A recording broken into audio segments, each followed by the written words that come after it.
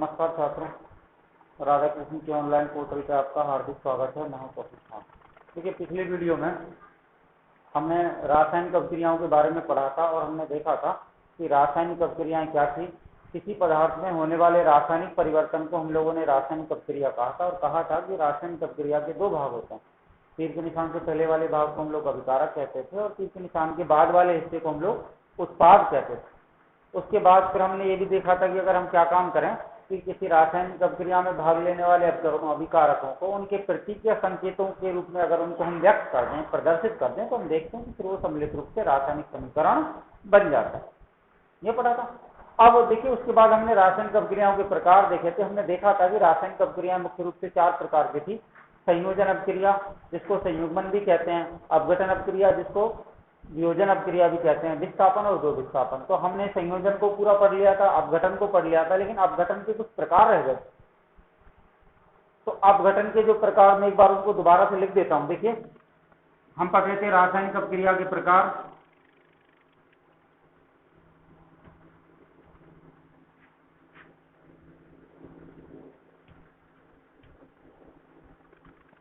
रासायनिक अभिक्रिया के प्रकार, तो ये हमने 4 प्रकार इसके देखे थे। पहला प्रकार इसका संयोजन अभिक्रिया था, जो हमने लगभग पढ़ लिया था। दूसरा था इसका अपघटन, जिसको हम लोगों ने वियोजन भी कहा था।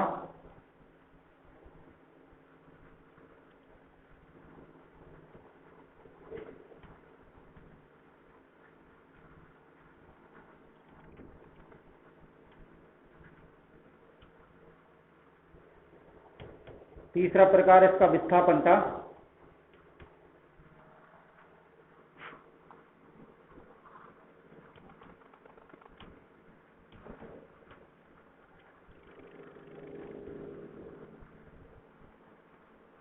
और चौथा और अंतिम प्रकार इसका था द्विविस्थापन। द्विविस्थापन, जगह नहीं, इस कारण से मैं इसको नीचे लिखूं। तो इसको हमने पूरा पढ़ लिया था, संयोजन अभिक्रिया को। तो इसके बाद हमने संयोजन के बाद में अपघटन को पढ़ा था। अपघटन को क्या पढ़ा था? देखिए, मैं आपसे कल एक बात कह रहा था कि अगर आप लोगों को संयोजन अभिक्रिया अच्छे से आती है तो आप अपघटन को कर सकते हो, और आपको अपघटन अच्छे से आती है तो आप संयोजन को कर सकते हो, क्योंकि ये दोनों एक दूसरे की उल्टी और विपरीत अभिक्रिया हैं। तो संयोजन के बारे में क्या पढ़ा था? क्योंकि देखिए, संयोजन शब्द का शाब्दिक अर्थ जुड़ना होता था। इस प्रकार 2 या 2 से अधिक पदार्थों के मेल को हम लोगों ने संयोजन कहा था, और इस प्रकार की अभिक्रिया संयोजन अभिक्रिया कहलाती थी। हमारे पास उदाहरण थे A+B EB। इसी प्रकार हमने और भी उदाहरण लेते, C+O2 CO2, इसी प्रकार H2+ H2S। फिर इनका हमने उल्टा कर दिया था अपघटन में। तो अपघटन क्या था? देखिए, अपघटन का शाब्दिक अर्थ टूटना होता था। इस प्रकार जब एक रासायनिक अभिक्रिया में भाग लेने वाला अभिकारक जो है, अपघटन के पश्चात 2 हल्के पदार्थों में टूटता है, तो इस प्रकार की अभिक्रिया को हम लोग अपघटन अभिक्रिया हमने कहा था। तो अपघटन अभिक्रिया कह लो, वियोजन कह लो, एक ही मतलब था। फिर हमने इसके समीकरणों को उल्टा कर दिया था। तो यहाँ तक हमने पढ़ लिया था। अब देखिए, अपघटन होता कितने प्रकार का है, मैं आपको बता देना चाहता हूं कि अपघटन जो है, क्योंकि अपघटन का शाब्दिक अर्थ टूटना होता है, अपघटन मुख्य रूप से 3 प्रकार का होता है। ये 3 प्रकार होते क्योंकि देखिए, पदार्थों के अपघटन के आधार पर, यानी पदार्थ किस तरह से अपघटित होते हैं, पदार्थों के अपघटन के आधार पर अपघटन अभिक्रिया 3 प्रकार की होती है। पहला प्रकार इसका था, देखिए, मैं इसको हमने वैसे पूरा पढ़ लिया था, इसकी परिभाषा, इसके समीकरण पढ़ लिए थे। मैं अब अपघटन के तुम्हें प्रकार पढ़ रहा हूं।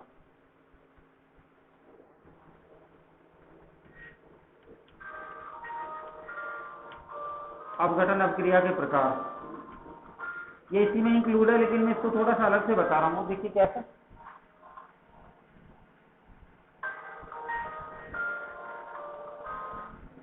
मैं बाद में कॉल करता हूँ भाई, है ना, कॉल करता हूँ बाद में, कुछ नहीं दे रहा हूँ, ठीक है।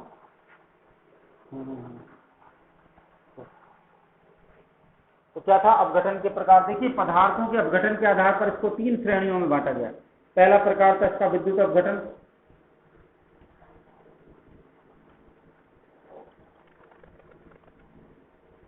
दूसरा इसका था ताप अपघटन या ऊष्मीय अपघटन, दोनों का एक ही मतलब है।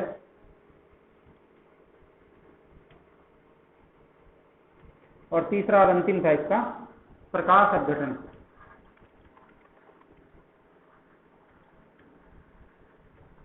ठीक है, तो इन तीनों के बारे में हम लोग पढ़ेंगे। ये विद्युत अपघटन क्या है, देखिए,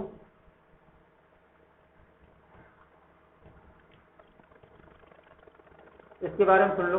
देखिए विद्युत अपघटन क्या है, इसके बारे में सुन लीजिए। यह अपघटन का पहला प्रकार है। अपघटन जो है, विद्युत अपघटन क्या है? देखिए इस प्रकार के अपघटन में कोई यौगिक, अब वो अगर वो द्रव अवस्था में है, गलित अवस्था में है, तो उसमें विद्युत धारा प्रवाहित की जाती है। विद्युत धारा प्रवाहित करने से वो जो यौगिक होता है वो जो हल्के अणु में टूट जाता है। इस प्रकार का अपघटन ताप अपघटन, सॉरी विद्युत अपघटन कहलाता है।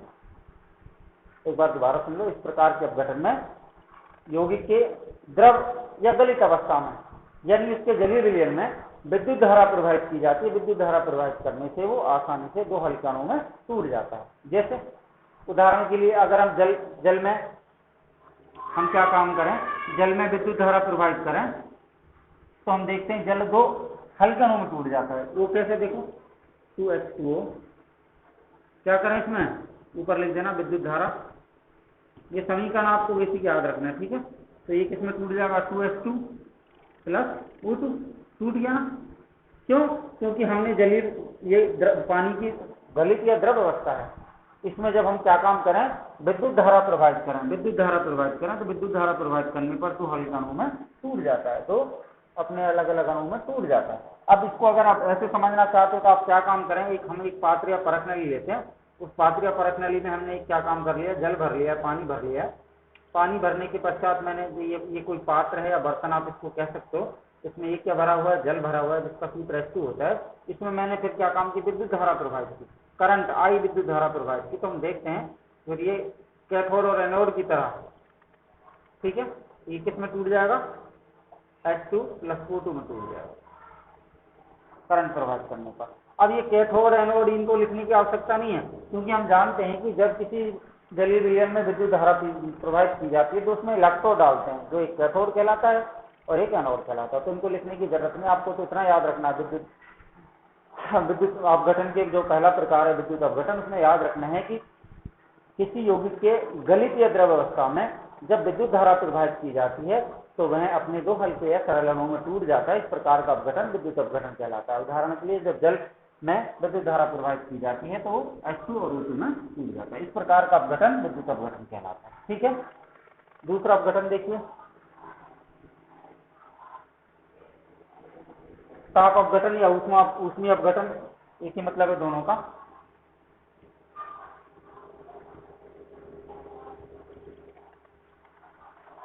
ताप अपघटन या ऊष्मीय अपघटन क्या है? देखिए इस प्रकार के अपघटन में किसी यौगिक को जब ताप दिया जाता है, उसको गर्म किया जाता है। इस प्रकार के अपघटन में या ताप अपघटन में जब किसी यौगिक को ताप दिया जाता है या उसको गर्म किया जाता है तो वह ऊष्मा पा करके, ऊष्मा को अवशोषित कर करके वो भी अपने सरल अणुओं में टूट जाता है। इस प्रकार का अपघटन क्या कहलाता है, ऊष्मीय या ताप अपघटन कहलाता है। उदाहरण के लिए देखिए, जब कैल्शियम कार्बोनेट जो एक लगभग ठोस पदार्थ है, इसको 473 केल्विन ताप पर गर्म किया जाता है, डेल्टा का चिन्ह भी लगा सकते हो, तो ये किस में टूट जाएगा, ये कैल्शियम ऑक्साइड में और कार्बन डाइऑक्साइड गैस में टूट जाता है, अपने सरल अणुओं में टूट गया। तो अब देखिए आप देख रहे हो कि ताप अपघटन क्या है। इस प्रकार के अपघटन में जब किसी यौगिक को ताप दिया जाता है तो वह ऊष्मा को अवशोषित करके, ऊष्मा पा करके अपने सरल अणुओं में टूट जाता है। इस प्रकार का अपघटन ताप अपघटन कहलाता है। जैसे जब कैल्शियम कार्बोनेट को एक निश्चित ताप, जो कितना दे रखा है 473 केल्विन ताप पर हम गर्म करते हैं, तो यह कैल्शियम कार्बोनेट ऊष्मा को अवशोषित करके अपने सरल अणुओं कौन कौन से, कैल्शियम ऑक्साइड और कार्बन डाइऑक्साइड गैस में टूट जाता है। इस प्रकार का अपघटन ताप अपघटन कहलाता है, ठीक है। तीसरा अपघटन देखें, प्रकाश अपघटन।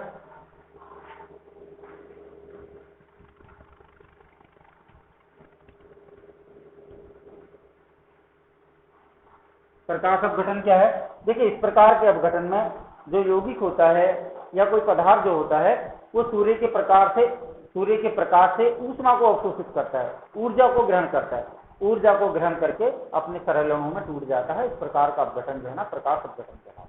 जैसे जब हाइड्रोजन ब्रोमाइड HBr, जब हाइड्रोजन ब्रोमाइड को सूर्य की उपस्थिति में रखा जाता है, यहाँ लिख देना सूर्य का प्रकाश या केवल प्रकाश लिख देना, तो ये इसमें से ऊष्मा को अवशोषित करके किसमें, H2 प्लस Br2 में, हाइड्रोजन और ब्रोमाइड इन दोनों में अलग अलग टूट जाता है। इस प्रकार का अपघटन प्रकाश अपघटन कहलाता है, ठीक है। इस प्रकार के अपघटन में जब कोई यौगिक ऊष्मा सूर्य के प्रकाश में रखा जाता है तो वह सूर्य से आने वाले प्रकाश में से ऊष्मा को, ऊर्जा को अवशोषित कर लेता है और अपने सरल अणुओं में टूट जाता है। इस प्रकार का अपघटन प्रकाश अपघटन। अब हमने अपघटन के जो 3 प्रकार से होता है अपघटन, ताप के द्वारा होता है, विद्युत के द्वारा होता है और प्रकाश के द्वारा होता है। अब देखिए मैं कल भी तुम्हें बता रहा था कि तीनों प्रकार के अपघटन में आप देख रहे हो कि पदार्थ जो यौगिक जिसको वो तीनों अवस्थाओं में ताप ग्रहण करता है। हम किसी विलयन में विद्युत धारा प्रवाहित करें तब वो विलयन भी गर्म होता है, ताप लगता है उसको। जब किसी पदार्थ को गर्म करते हैं वो भी ताप को अवशोषित करता है। जब किसी को सूर्य के प्रकाश या धूप में रखते हैं तब भी वो ताप को अवशोषित करता है। तो मुख्य रूप से अपघटन ताप के द्वारा होता है, चाहे वो विद्युत का हो, चाहे प्रकाश का हो, चाहे वो ऊष्मा का हो। समझ रहे हो? तो इस तरह से ये तीनों मैंने इनके अलग अलग उदाहरण बता दिए क्योंकि अपघटन 3 प्रकार से होता था। तो अब हमारी दोनों अपक्रिया कंप्लीट हो गई, संयोजन पूरा हो गया और अपघटन पूरा हो गया। अब पढ़ेंगे हम विस्थापन अपक्रिया। देखिए इसके बारे में, अब मैं मिटा रहा हूं तो है ना। विस्थापन अपक्रिया क्या है? तीसरा प्रकार है अपक्रियाओं का विस्थापन अपक्रिया।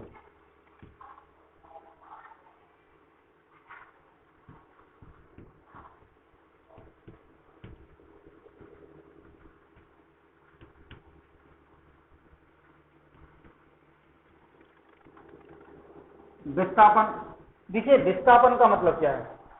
आपने गणित में ही शब्द पढ़ा होगा विस्थापन, और विज्ञान में भी इसको आप भली भांति जानते हो। विस्थापन का मतलब होता है किसी अन्य पदार्थ, जब कोई अन्य रासायनिक अपक्रिया में कोई अन्य पदार्थ आकर जुड़ता है तो पहले वाले को हटा देता है।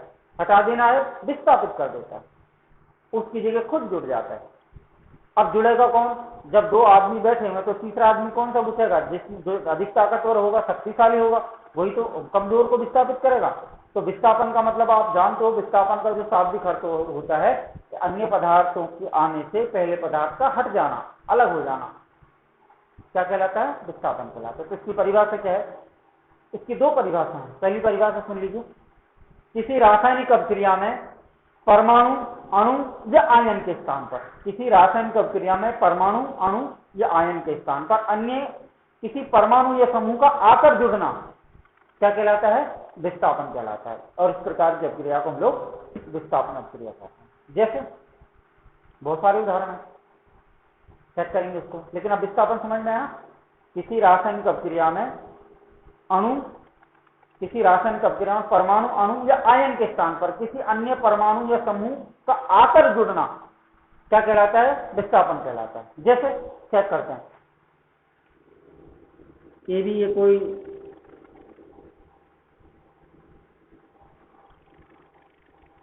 बी को मैं कलर शुरू कर रहा हूं पहले की तरह।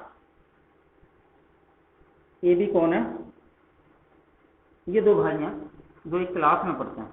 अब इनका कोई रिश्तेदार आया है यहाँ पे सी, इसने कैसे कपड़े पहन रखे हैं? ऐसे कपड़े पहन, इनके कोई रिश्तेदार आया। अब इस कमरे में इतनी जगह है, ये दोनों एक कमरे में आसानी से सो सकते हैं।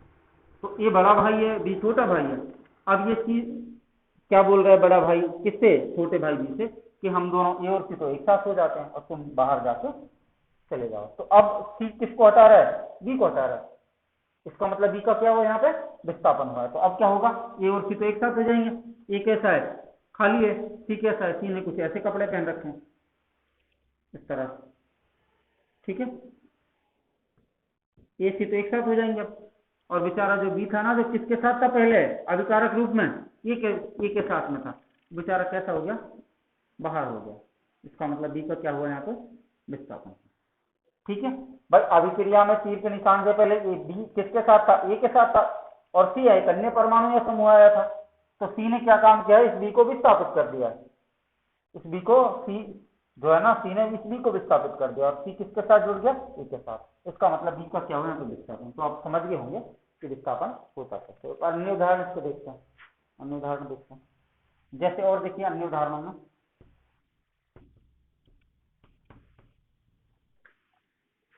कॉपर सल्फेट CuSO4, इसमें मैंने जिंक का टुकड़ा डाला है। तो अब देखिए ये कॉपर सल्फेट है। कॉपर सल्फेट के बारे में आप जानते हो, कॉपर सल्फेट को नीला थोथा कहते हैं। क्या कहते हैं? कॉपर सल्फेट को नीला थोथा कहते हैं। अब क्या होगा? जिंक आया है, तो जिंक जब कॉपर सल्फेट के विलयन में जिंक का टुकड़ा डाल, देखिए जिंक जो है वास्तव में मटमैले रंग का होता है। अब इस कॉपर के कारण ही ये सल्फेट का रंग नीला होता है। अगर कॉपर को इसमें से हटा दिया जाए तो ये कॉपर जो है ना, सल्फेट का कोई खुद का कोई रंग नहीं होता, ये रंगहीन होता है। ठीक है, तो अब देखिए इस कॉपर सल्फेट के विलयन में मैंने जिंक का टुकड़ा डाला है, तो अब देखिए इसमें से अगर कॉपर ज्यादा शक्तिशाली होगी तो जिंक को मिलने नहीं देगा, लेकिन जिंक जो है ये कॉपर से ज्यादा शक्तिशाली है और ये क्या काम करेगा, जिंक जो है सल्फेट के साथ जुड़ गया करके क्रिया करके क्या बना देगा, जिंक सल्फेट और कॉपर को बेचारे को विस्थापित कर देगा। तो अब इसमें आपको समझ में आया कि ये जो कॉपर सल्फेट के विलयन में मैंने जब जिंक का टुकड़ा डाला है तो जिंक ने किसको विस्थापित कर दिया, कॉपर को, और जिंक खुद किसके साथ जुड़ गया, कॉपर सल्फेट के साथ। अब देखिए ये कॉपर सल्फेट है और मैं आपको ये बात आप पहले आगे उच्च कक्षा में जब आप पढ़ोगे कॉपर सल्फेट को नीला थोथा कहते हैं। और ये कॉपर सल्फेट कैसे रंग का होता है, नीला थोथा, इसका रंग मटमैला होता है। अब देखिए ये जिंक सल्फेट बना है, अब ये नीला, इसका रंग नीला नहीं रहेगा, इसका रंग अब नीला नहीं रहेगा, अब कैसा हो जाएगा, कुछ मटमैला सा हो जाएगा, ये रंगहीन हो जाएगा, अब इसका कोई रंग नहीं होगा। ठीक है, क्योंकि कॉपर के कारण इसका रंग नीला था, अब कॉपर विस्थापित हो गया, इस कारण से अब कैसा हो गया, तो इसमें कुछ ये मटमैला रंग का हो गया, अर्थात रंगहीन हो गया। अब कॉपर ने, जिंक ने किसको विस्थापित किया है, कॉपर को, क्योंकि जिंक जबकि विद्युत ऋणता कॉपर से अधिक होती है, यानी कॉपर, जिंक जो है कॉपर से अधिक शक्तिशाली होता है, इस कारण से इसने कमजोर कॉपर को विस्थापित कर दिया, स्वयं सल्फेट के साथ जुड़ के क्या बना दिया, जिंक सल्फेट बना दिया। ठीक है, तो अब ये समझ में, और भी इसके बहुत सारे उदाहरण हो सकते हैं। अगर ये ऐसे समझ में नहीं आ रहा तो इसको एक परखनली के माध्यम से हम लोग समझते हैं। मैंने क्या काम किया, ये हमारे पास कोई परखनली है या कोई पात्र है, इसमें मैंने कॉपर सल्फेट भर रखा है, ये कॉपर सल्फेट है, आप इसको पात्र कह सकते हो, बर्तन, और ये जो इसमें भरा हुआ है ये कौन है, कॉपर सल्फेट। कॉपर सल्फेट, इसका रंग कैसा होता है, नीला होता है। ठीक है, मैंने क्या काम किया, इसमें जिंक का टुकड़ा मिला दिया, Zn। ठीक है, इसमें कौन भरा हुआ था, CuSO4 कॉपर। अब जिंक मिलाने से क्या होगा, ये जिंक जो है इस कॉपर को विस्थापित कर देगा, क्या बना देगा, जिंक सल्फेट बना देगा, जो कैसा हो जाएगा, हम देखते हैं कि जो ये कॉपर सल्फेट जो जिंक के डालने से पहले कैसे रंग का था, नीले रंग का था, जिंक मिलते ही इस कॉपर सल्फेट का जो विलयन, इस परखनली में जो नीला रंग आपको दिखाई दे रहा था वो कैसा दिखने लगता है, मटमैला दिखने लगता है। इसका मतलब ये हुआ कि जिंक ने कॉपर को विस्थापित कर दिया और खुद क्या बना दिया, जिंक सल्फेट बना दिया। तो अब आप इस उदाहरण से समझ गए होंगे कि विस्थापन होता क्या है। ठीक है, और भी इसके अन्य उदाहरण ले सकते हो। तो आपको समझ में आया ना विस्थापन क्या है। विस्थापन का मतलब है किसी रासायनिक अभिक्रिया में परमाणु, अणु या आयन के स्थान पर अन्य परमाणु या समूह का आकर जुड़ना विस्थापन कहलाता है, और इस प्रकार की अभिक्रिया को विस्थापन अभिक्रिया कहते हैं। जैसे ये AB + C, अब AB + C, C ने किसको विस्थापित किया है, B को, और C किसके साथ जुड़ गया, A को, ये C तो बन जाएंगे, B बेचारा विस्थापित हो जाएगा। इसी प्रकार कॉपर सल्फेट में जब जिंक मिलाते हैं तो जिंक कॉपर को विस्थापित कर देता है, क्या बना देता है, जिंक सल्फेट, कॉपर बेचारा विस्थापित हो जाता है, और इसको आप इस उदाहरण से भी समझ सकते हैं। ठीक है, तो ये आपको समझ में आया होगा। अगला है द्विविस्थापन, मैं इसी में जोड़ रहा हूँ, द्वि शब्द लगा देता हूँ, द्विविस्थापन हो जाएगा, द्विविस्थापन, ये चौथे प्रकार है रासायनिक अभिक्रिया का। अब ये द्विविस्थापन क्या है, मैं थोड़ा टाइम देख लेता हूँ कितना हो गया। ये क्या है द्विविस्थापन, इसके बारे में देखिए आप, द्विविस्थापन क्या है।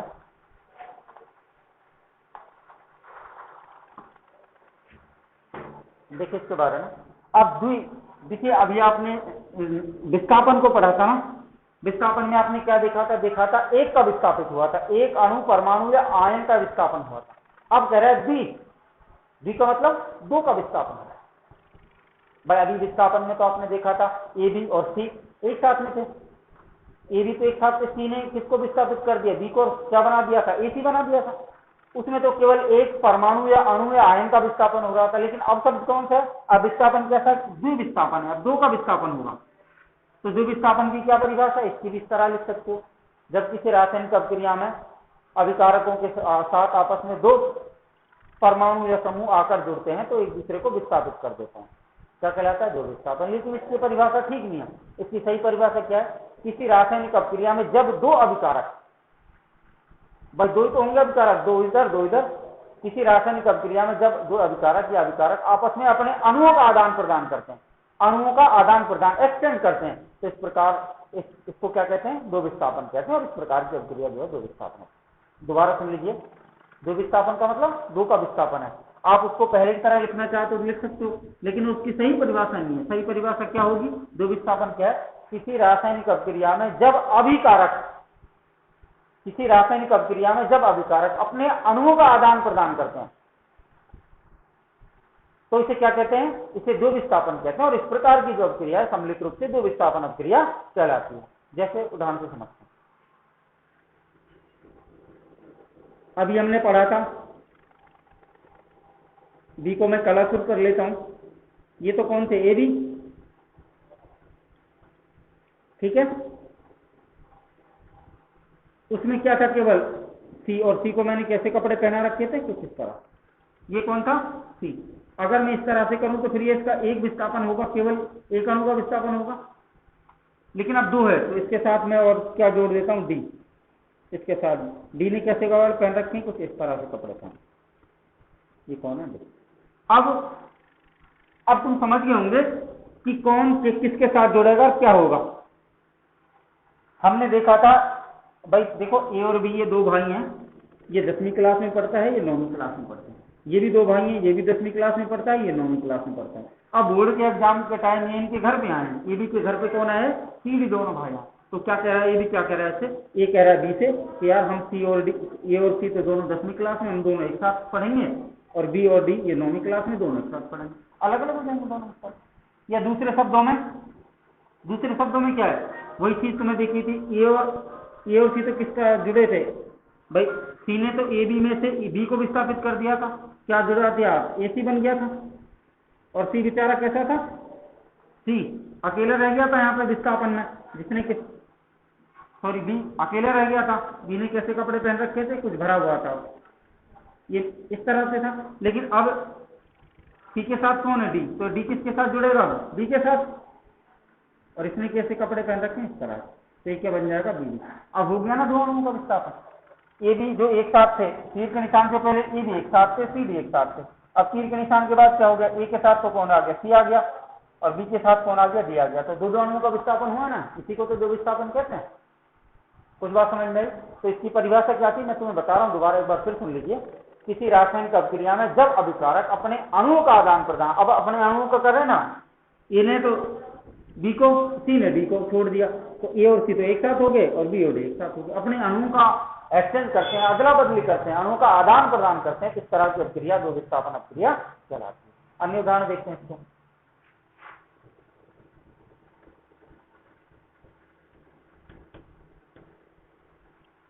अन्य उदाहरण क्या है इसके? देखिए, अन्य उदाहरणों में आपको दो यौगिक लेने हैं। वो कैसे कैसे लेने हैं? देखिए, जैसे copper sulphate CuSO4 plus NaOH, ठीक है। NaOH के लिए, क्योंकि एक अणु से नहीं होगी NaOH में, दो अणु से अभिक्रिया होगी। तो अब क्या होगा? ये आप अपने अणु की क्या करेंगे? अदला बदली करेंगे। कॉपर तो किसके साथ जाएगा? OH के साथ, और Na किसके साथ जाएगा? SO4 के साथ। तो जब कॉपर इसके साथ जाएगा, दो इसके में गुना होगा, तो यह हो जाएगा कॉपर हाइड्रोक्साइड बन जाएगा। OH का दो है ना, OH2। इसी प्रकार NaSO4 के साथ, तो ये क्या बन जाएगा? Plus Na2SO4। इनके नाम लिखना चाहो तो लिख सकते हो, कॉपर सल्फेट, सोडियम हाइड्रोक्साइड, ये कॉपर हाइड्रोक्साइड और सोडियम सल्फेट, ठीक है। तो अब तुम देख रहे हो कि जो कॉपर किसके साथ था? सल्फेट के साथ। अब वो किसके साथ आ गया? हाइड्रोक्साइड के साथ, OH के साथ। जो सोडियम OH के साथ था, वो किसके साथ आ गया? सल्फेट के साथ।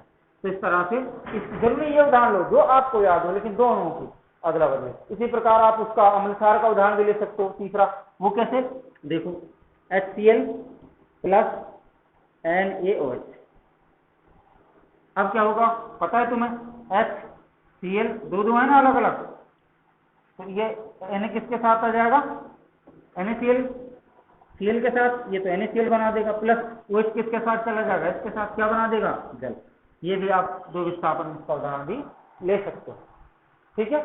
तो अब तुम समझ गए होंगे कि रासायनिक अभिक्रियाएं किसे कहते हैं, ये कितने प्रकार की होती हैं, कितने कितने इसके उदाहरण होते हैं, क्या क्या इनकी परिभाषा। तो ये रासायनिक अभिक्रिया का संपूर्ण बिंदु समाप्त हो गया, ठीक है। उम्मीद है आपको अच्छे से याद आया होगा, और अगर आपको फिर भी कहीं कोई दिक्कत लगती है तो आप कमेंट करके मुझे पूछ सकते हो, ठीक है। तो ये बिंदु अब रासायनिक अभिक्रिया का स्पष्ट हो गया है। अब अगले जो भी आएगा बिंदु मेरे हिसाब से रासायनिक समीकरण उनको कल करो। That's all, bye.